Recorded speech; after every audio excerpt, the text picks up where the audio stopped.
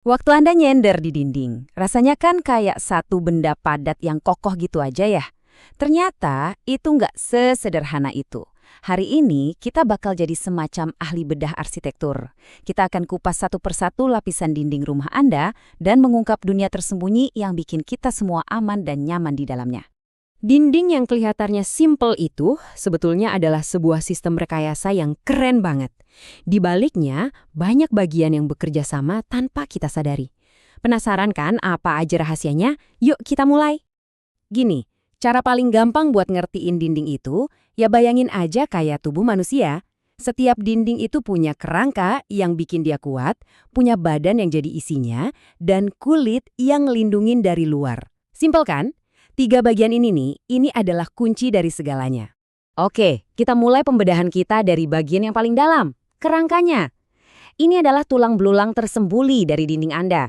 Emang nggak kelihatan, tapi tanpa kerangka ini, rumah Anda bisa jadi cuma tumpukan kartu yang gampang banget ambruk. Kita mulai dari paling bawah. Kenalin, ini namanya slope. Anggap aja ini kayak kaki buat dinding kita. Posisinya persis di atas pondasi, dan tugas utamanya adalah mencengkeram pondasi itu. Jadi, kalau ada pergerakan tanah sedikit, slope ini yang bakal mastiin beban dindingnya tetap rata. Ini yang bikin dinding Anda nggak gampang retak. Penting banget. Nah, kalau slough adi itu kakinya, yang ini adalah tulang punggung dan iganya. Kolom praktis. Ini tiang-tiang beton vertikal yang bikin dinding jadi kaku dan bisa berdiri tegak melawan berbagai dorongan. Mau itu dari angin kencang, atau yang paling penting, waktu ada gempa. Inilah pahlawan anti roboh yang sesungguhnya.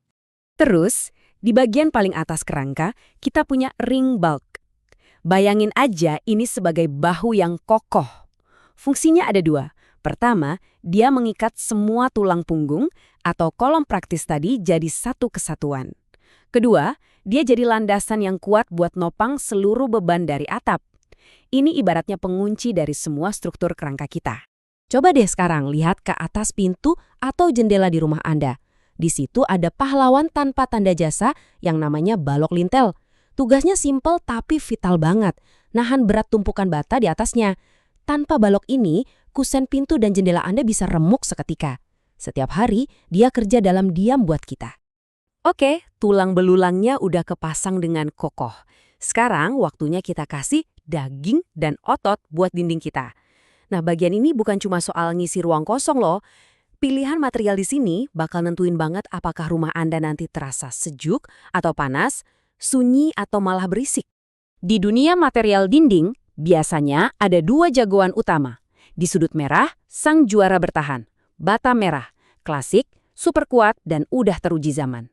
Di sudut lainnya, ada penantang baru yang lincah, bata ringan, modern, cepat, dan efisien. Yuk kita lihat pertarungan mereka lebih dekat. Jadi, mana nih yang paling pas buat Anda?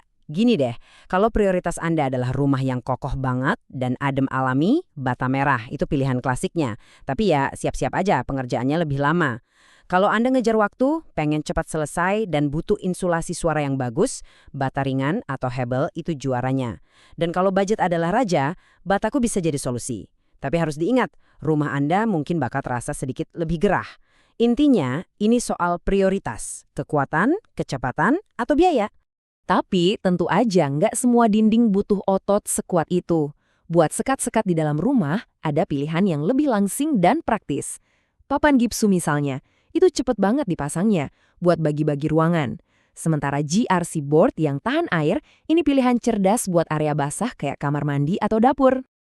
Oke, kerangka udah kuat, badannya udah keisi. Tahap terakhir adalah ngasih kulit ke dinding kita.